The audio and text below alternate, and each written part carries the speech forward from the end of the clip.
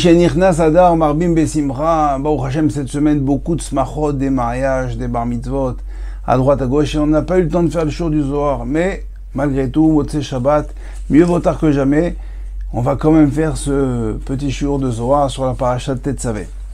Alors, dans la paracha de cette semaine, que nous avons lu ce Shabbat, le Zohar nous dit quelque chose d'extraordinaire. Dea, Kad beradekut shaberechu le barnash eved la bidyuk taïla venafar borwar. Kadosh Baruch Hu, quand il a créé l'homme, il lui a insufflé une âme divine, un roi divin. Derklal betlat kama deokmina deait benefesh ruach neshama ve'ela bekule neshama. Une neshama, et cette neshama est composée de trois parties, nefesh, ruach et neshama. Neshama est une partie de la neshama. Deirchela, et cette neshama, donc, quoi sert? Il a le minda ou le minta pikuda de kudsha berichu. Elle est là pour nous donner le savoir, le da'at, pour pouvoir préserver et accomplir les mitzvot qu'Akadosh Baruch Hu nous demande d'accomplir. On saute quelques lignes et le Zohar continue. Il dit Maït yada le karva barnage beade o le itmadamide. D'où je dois savoir si je peux me rapprocher d'un homme ou de m'éloigner d'un homme, quelle qualité je dois regarder sur son comportement. Il dit comme ça, Berugza mamash yada le barnash, veitmodda maniu, inishmata kadishan atar, beshaata de rugza, telo akarle, miatra begin ishmire de tochata ou elza. Il dit au moment où la personne elle va s'énerver. Si elle arrive à se contenir, alors c'est bon, c'est une personne sur laquelle on peut rester, c'est une personne qu'on peut côtoyer.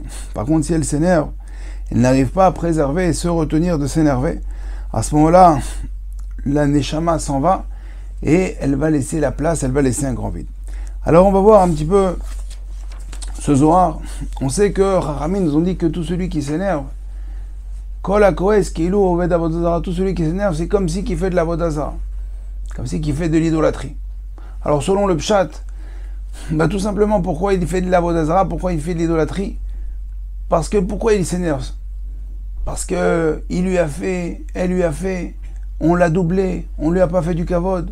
Tout ce qui lui arrive, il pense que c'est l'être humain, la personne qui est en face de lui, qui lui a causé ce mal. Et il a oublié qu'en fin de compte, c'est Kadosh Baruch Hu. Donc il pense qu'il y a une autre force, il y a une autre influence qui va faire qu'on lui veut du mal, on lui fait du mal. Or, non, il faut savoir que tout est dirigé, géré par Kadosh Baruch Hu, le bien comme le mal, et de toute façon, tout ce que fait Kadosh Baruch Hu, c'est pour le bien, donc il n'y a que du bien, même lorsque on pense que c'est du mal.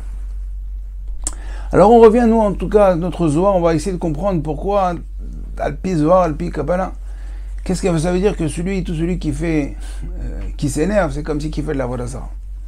Alors comme on a dit dans le Zohar, donc l'homme possède une neshama qui est composée de trois parties, et donc il doit veiller à la garder. Et lorsque cette personne s'énerve, eh ben c'est comme si qu'il la chasse de ses propres mains. En fait, Akadosh Baruch Hu, il lui a donné une épreuve, un isayon.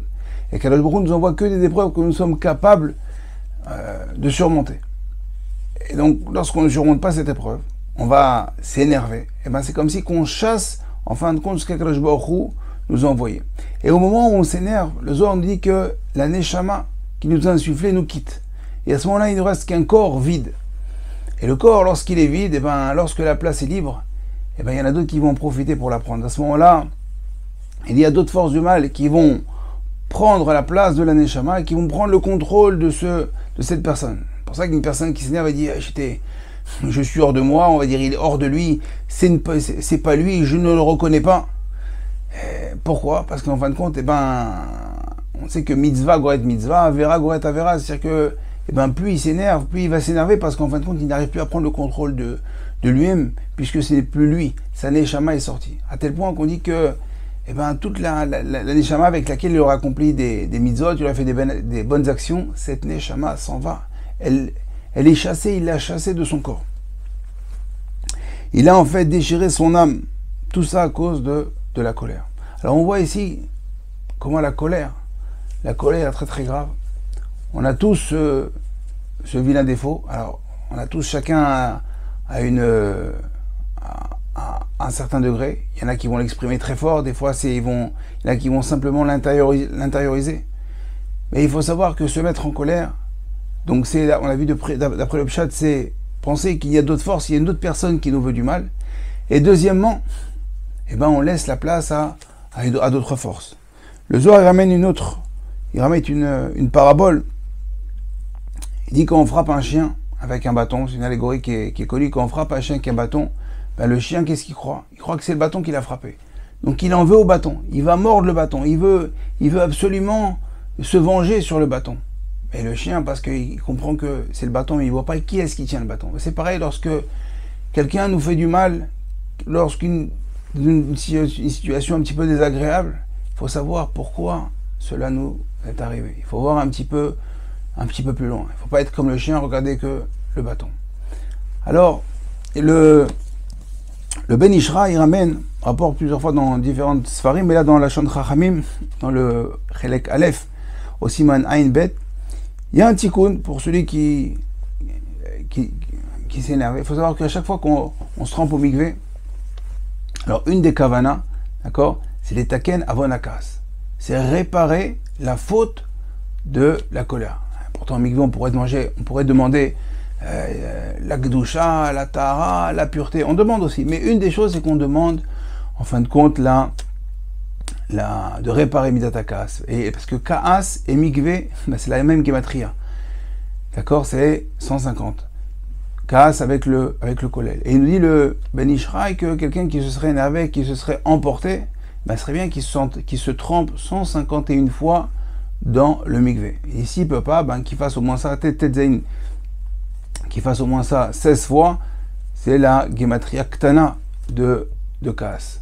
Donc on voit le mikvé, il a cette force de réparer, et si on est bien mechaben, si on a une bonne ferveur, on peut même récupérer la neshama qui a été perdue au moment où on s'est mis en colère. Alors Bezrat Hashem, il faut, pour ne pas s'énerver, pour se battre, on voit que kaas, en français, ça ressemble à casser. Quand on s'énerve, on est prêt à tout casser. C'est parce qu'en fin de compte, il y a ce vide. Ce vide, il est du mieux avant, on a un vide de Torah. Il faut se renforcer pour moins s'énerver. Et je vous dis, c'est personnellement, il faut se renforcer dans la Torah, il faut se renforcer dans la Emunah, dans les mitzvot. Il faut essayer de plus voir Akadosh Baruch Hu dans chaque étape de notre vie, dans tout ce qui se passe autour de nous. Lorsqu'on se remplit de Torah, on s'énervera moins vite, on s'énervera moins souvent. Et au fur et à mesure de vivre calme et paisiblement, vous allez voir comment c'est agréable. Regardez les tzadikim, comment ils sont calmes. Ils sont un nachat, ils font les choses calmement, ils parlent doucement. Ils sont bien avec eux-mêmes parce qu'ils savent de toute façon ça ne sert à rien d'aller plus vite. Ça ne sert à rien puisque de toute façon c'est Akadosh Baruch Hu qui gère le monde, c'est Akadosh Baruch Hu qui gère notre vie. Donc c'est rien de s'énerver. Quand on s'énerve, on s'emporte. C'est une rébellion face à Akadosh Baruch Hu.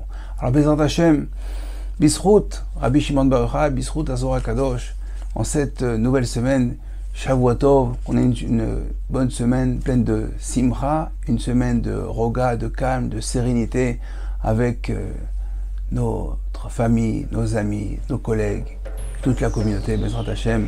Je vous dis Shavua Tov, à très bientôt.